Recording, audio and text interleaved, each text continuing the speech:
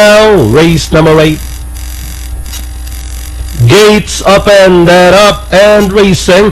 Monte Napoleone didn't waste time at the start, goes right for the lead, then followed by Dainty Uncles in between runners, running by the rail. Don Ronaldo, Concert King sneaking in the Rory inside, while next in line on the outside, Mr. G Musashi, and Green Lane is in behind them, heading towards the half-mile pole. Now we have the complexion of the race has been changed. Dainty Uncles, but Monte Napoleone regains the lead from the outside as they rounded a 600. Two runners almost as one this time. Monte Napoleone grabs the lead back to a half-length lead over Dainty Uncles as they race towards the 450.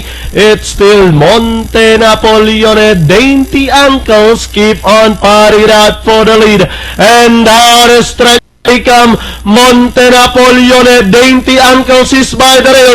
Dainty Uncles leading the field. Monte Napoleone once again on the outside, but it's still Dainty Uncles, Monte Napoleone, Monte Napoleone, Dainty Uncles, Dainty Uncles, Monte Napoleone, and finally Dainty Uncles outlasting Monte Napoleone. Then comes Concert King, number 3 Green Lane, 3A Mr. G Musashi, and Don Ronaldo.